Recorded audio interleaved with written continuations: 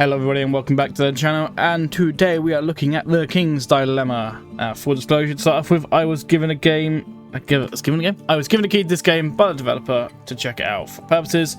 However, it will not impact my decisions, my thoughts, or anything in any way. It's a no obligations. So, we're going to check it out pretty much blind. I've done 20 minutes on the Steam Deck. I can tell you the Steam Deck works fine. It runs at it runs at 60 FPS. I have it locked down to 45. Yeah, it runs great on the Steam Deck. No keyboard, no controller support, so you use the touchpads and the mouse. But yeah, it works fine on the Steam Deck. So, I'll go in quickly. Oh, that's great. Look through the options. Not a lot of options. I won't lie.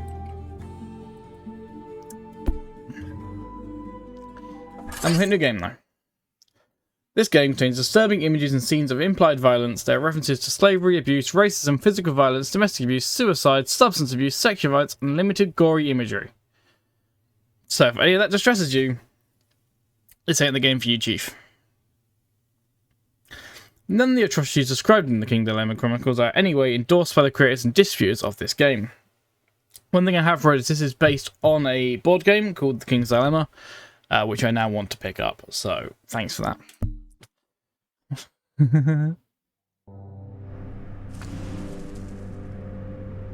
Why is it cut the screen off really weirdly up here? Welcome to the Kingdom of Anarchists, a place of daring expeditions, gruesome battles, and arcane mysteries. It's going to be a lot of reading, I'm sorry. Located in the northern continent of Liwick, Anarchist is the largest kingdom of the known world, but it's not the only one. The Kingdom of Muir to the northwest advanced both culturally and technology. I don't know how I'm going to pronounce these, sorry. The small and harmless Kingdom of Sedala to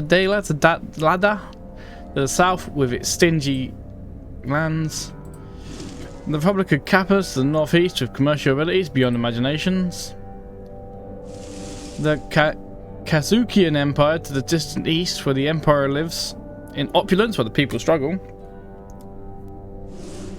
The southeastern continent barely explored is only known... It's only known for the fierce ivory desert and the tales and legends shared by the few foreign travellers venturing to our lands. Anarchist has been enjoying several decades of peace, but less than 2 centuries ago it was divided into many small kingdoms and raider tribes, conquered in the wars, in wars, or united by diplomacy over the centuries to be incorporated as duchies or marks. Little is known about what happened before this age of fragmentation, but what we know for sure is that all the lands of the known world were ruled by several lost civilizations throughout the ages. What caused these civilizations to fall is unclear. You're going to assume the role of the head of the council, a governing body ruling in the name of the king, located in Libra, the capital of Angist. Before you begin, take a quick test to determine which house suits you best. Okay? In financial crisis, it's moral to sacrifice knowledge in order... These buttons are huge on my screen. So, if it's a financial crisis, to sacrifice... How do you sacrifice knowledge? Like, is that like killing the people with knowledge to make money? I don't understand what it means by sacrifice knowledge. But sure. Is it okay to restrict certain religious practices? No. Don't restrict anyone. If a neighbouring country gets invaded, do we step in to support them? It depends.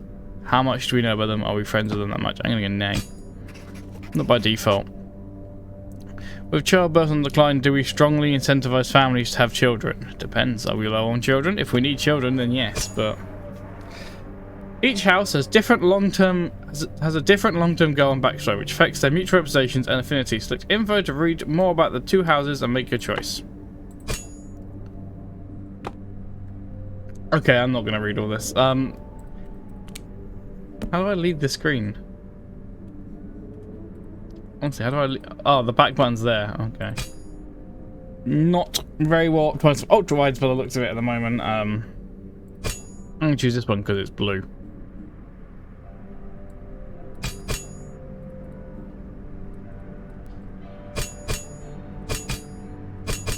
How do I don't know how to choose my house.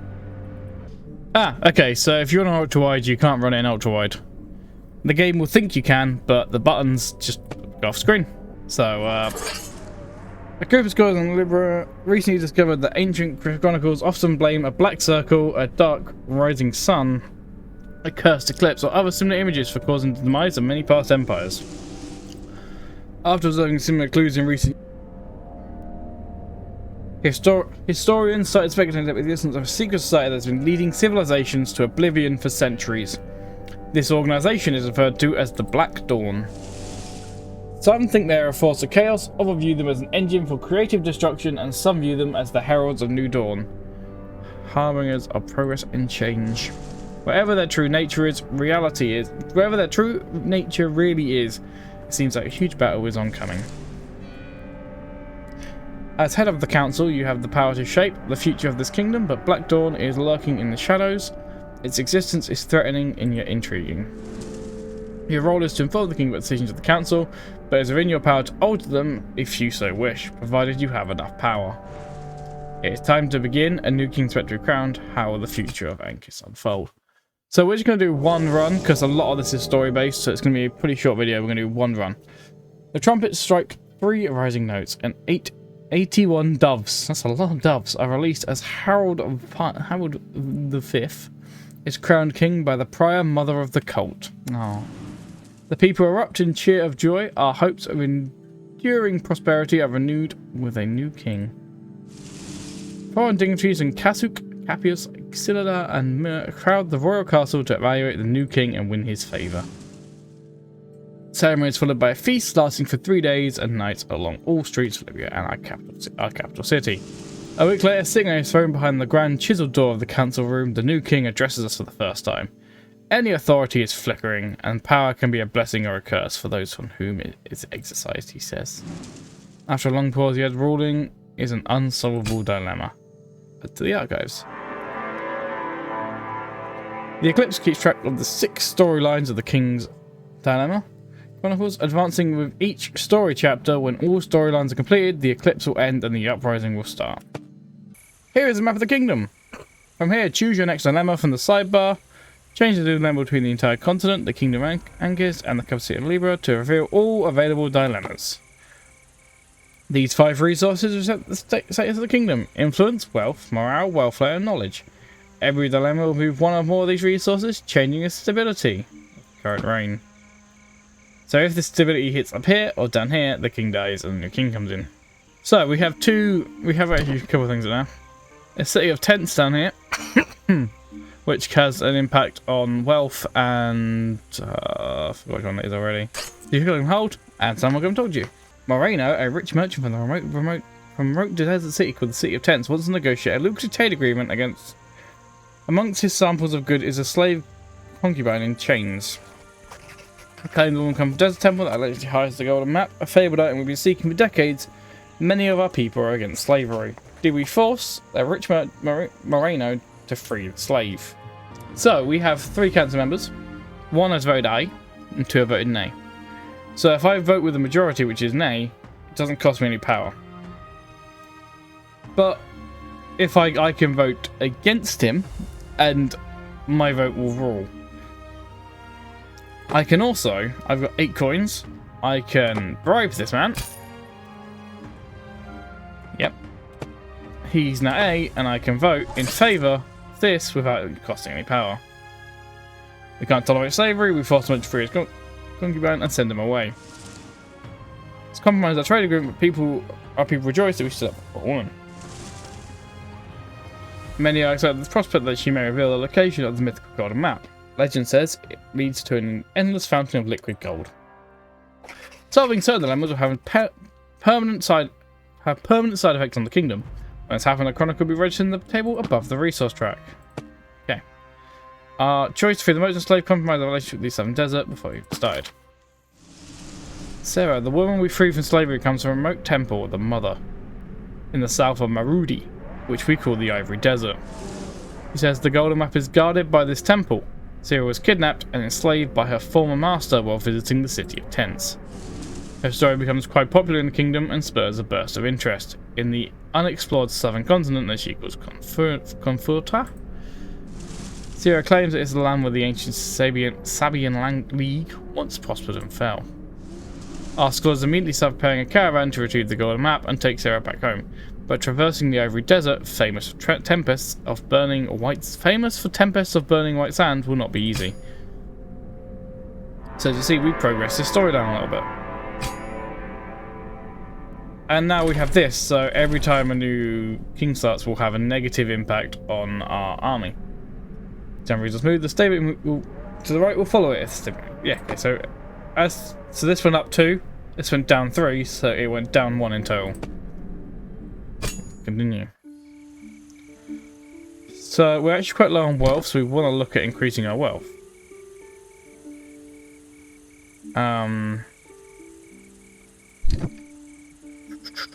Additional reward. I mean, this has stuff to do with our wealth, so let's have a look what this is. Additional reward. Laszlo, a botanist, requires funds to study the poisonous and red cacti covering a small area of the Ivory Desert. Some believe them to be the tears left behind by Ursula, the Saint Daughter of Strength, when she took the burden of human brutality upon herself to free us from it. Do we fund his research? With each number, the time count on the right will increase. When it reaches one of these, the king has a 50% chance of dying. 100% it reaches its final space. So yeah, we're going to do at least 5, right? 2, 3, 5, 6, 7. So if we hit yay, we're going to have an increase in knowledge, the blue line, but we're also going to lose more money. A is the majority. I'm actually going to vote in favour. I wanted to kind of gain some money, but that's fine. More knowledge is always a good thing. We authorise Laszlo to take some samples of the red cacti and find a means for him to do so. Welfare. Cacti are very sturdy and they need little water. They can grow to be almost anywhere, and if boiled, prove to be healthy and nutritious. So now we'll have a permanent boost to our welfare. We're very low on money though. Your moral alignment determines which rewards you get at the end of each reign. The rewards can be coins, prestige points, and or crave points. The resource track highlights the target area to score points. The more resource in the target area, the more you'll be rewarded. Above the resource set, there's a preview of your rewards based on the composition of your resources. Okay. Let's go and do this one. High Command, received a message from our soldiers stationed at the troublesome northern border. The Mark of Talk. Saffron Sun appear to be offering red iron, a strange metal that can break even the strongest steel. The army wants the majority, but there's a lot of money made by trading it. Do we reserve the red iron, strong metal, for the army? When you vote against a council member, this will also deteriorate our relationship, which is these dots over here. So if we hit nay, we'll make some money, which we are quite low on. We did A. I'm going to vote. Actually, to be fair, we have majority is an A, so I'm actually going to do that because I want to up the money. A strong army requires a strong economy to fund it. The smugglers supply us with a constant flow of red iron from the mostly unexplored lands in the northern Florafar Mountains. The unusual metal can be sold to the highest bidders on the open market for outrageous profits. Smugglers supply a small but steady supply of red iron into the trade guild in Duin. The smiths have begun experimenting with new ways to employ the robust metal, crafting tools, jewellery, and weapons for the wealthy. However, its sturdiness makes it difficult to cast into functional forms. Despite these difficulties, the Duin Trade Guild and our kingdom both benefit immensely from the transactions. Many among the wealthy nobility compete to acquire the few artifacts that the smiths successfully forge. Even foreigners from the south visit our markets to acquire the rare product. So we're progressing this. And yes, our money is back in this thing.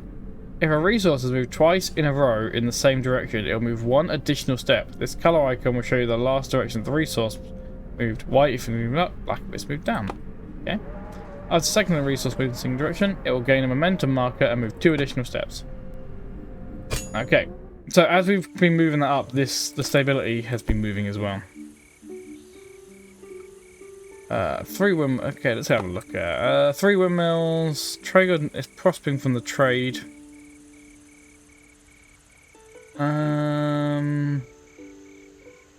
Let's go do something on the trade one.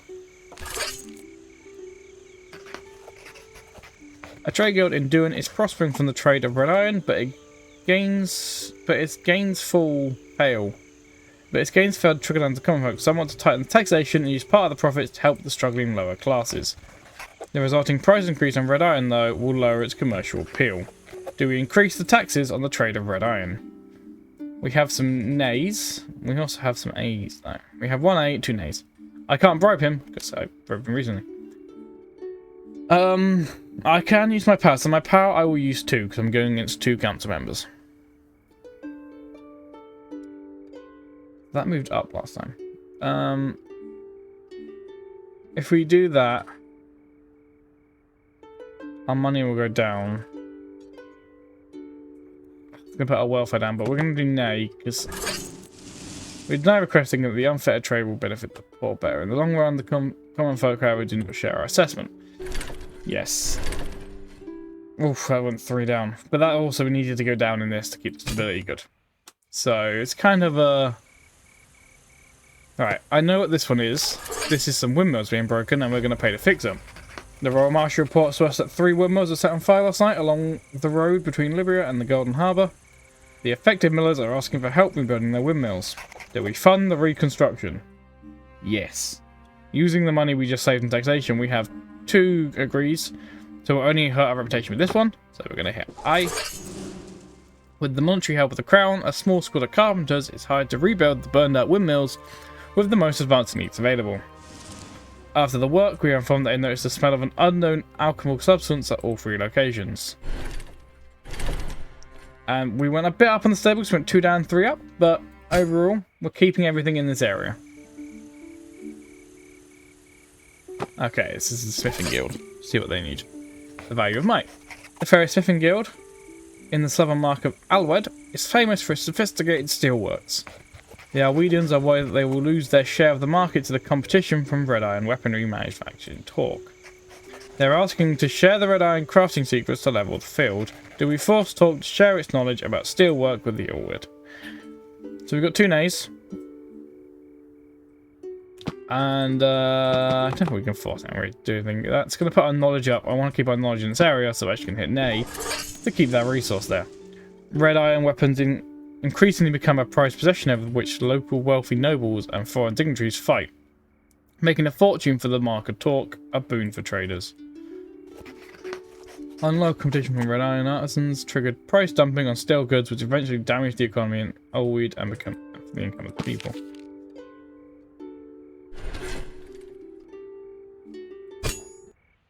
So we have negative markers on a few things now, which isn't great. Okay, we have 50 chance of going next time, so we're going to do... Let's do the... Caravan's constant signatory of the Golden Map is constantly threatened by desert raiders and is struggling to move forward. If we don't send them military aid, they'll be forced to deviate to the city of tents to stock up on supplies and hire merchants. Do we send reinforcements? Everyone's voted nay. So I could go against them, but I'll anger everyone, and I'll use 3 power. Interesting. If I do that, see, that's going to put us, yeah, I think we're going to do nay, because it's also going to take our resources out of this area. Alright, I help the scholars are forced to divert to the much nearer city of tents to resupply. The Ari Desert is fierce, and many caravanners pay the ultimate price, including Sarah, who sadly dies before she can see her home again. Oh. The expedition survives the raging storms and radio assaults reaching the city of tents. Seen from far, the majestic city of tents is like a mirage. A white temple emerges from the clear waters of an oasis, circled by a colourful sea of tents full of people haggling for goods. The temple reminds me of some of the many sandstone ruins found in the south of our kingdom. The city is ruled by the Sand Priestess, an opulent version of the cult of the Mother. We may worship the same goddess, but their lavish ways are in stark contrast with the sober purity of our cult. The Aurora expedition boosts trade between our countries, and news of our search for the Golden Map spreads among the locals. It is rumoured that the Sand Priestess are hiding it in a secret temple in the desert.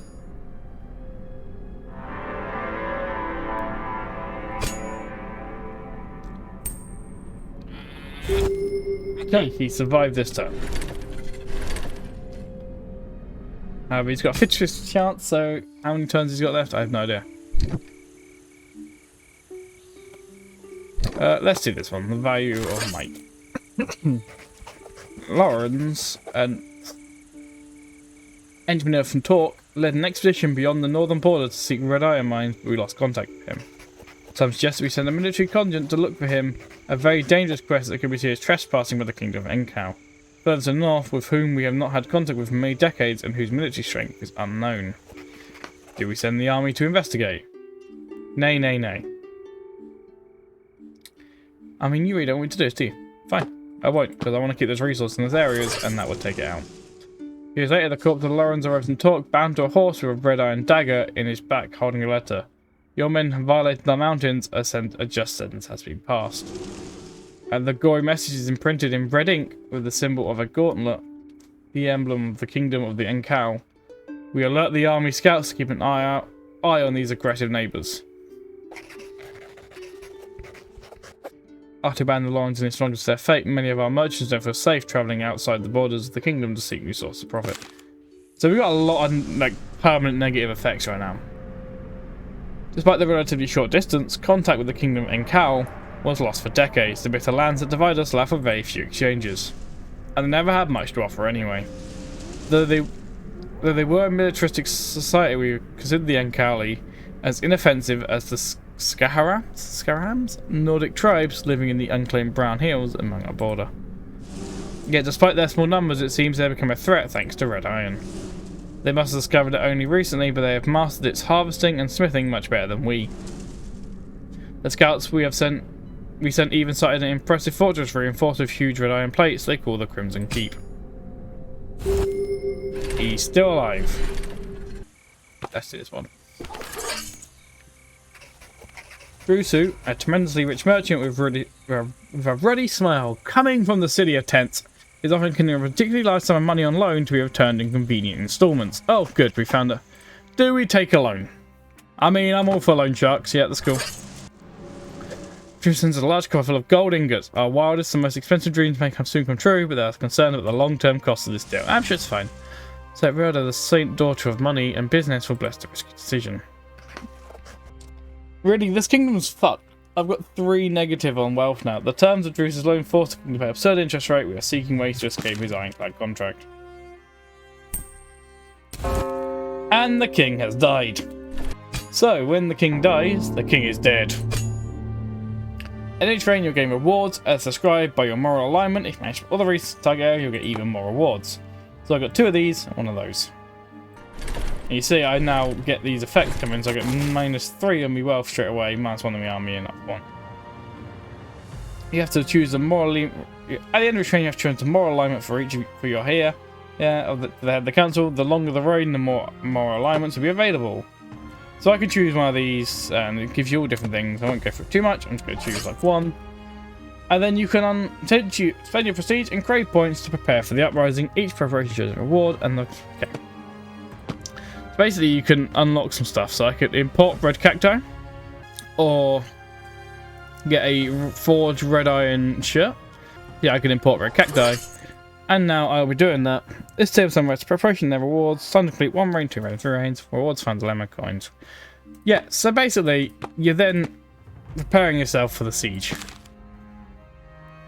Members of Council review the information. How does the kingdom spend coins to replace council members and to form alliances? So you can form alliances with them, and if you form an alliance with another, your total power increases by 1. Alliances such as reduce the cost of corruption and cost of replacing council members. Costs are increased for enemies. With your choices, you can try and achieve the long-term goal of your house, and 2 secondary goals. Completing them grant you more power, plus a bonus of cohesion or dissent points for the uprising. I'm going to leave this there. Because it's a very story-based game, and I don't want to do too much story. That was the King's Dilemma. It confuses me. I'm going to finish it. That's my plan. I'm going to play it on the Steam Deck, though, where I've got my save. What's great on the Steam Deck, it doesn't work on ultra-wide. Doesn't quite scale resolution properly. I wish there was some voice acting, because it's a lot of reading for me. And it actually means a lot of time I'm skipping a lot of text, because a lot of it kind of... I just need some voice acting or something to do it for me. Yeah, a lot of people saying it's exactly the same as the board game, so I kind of want to buy that and do that first. I don't know. So yeah, that was the King's Dilemma. And that was the end of this video. Goodbye.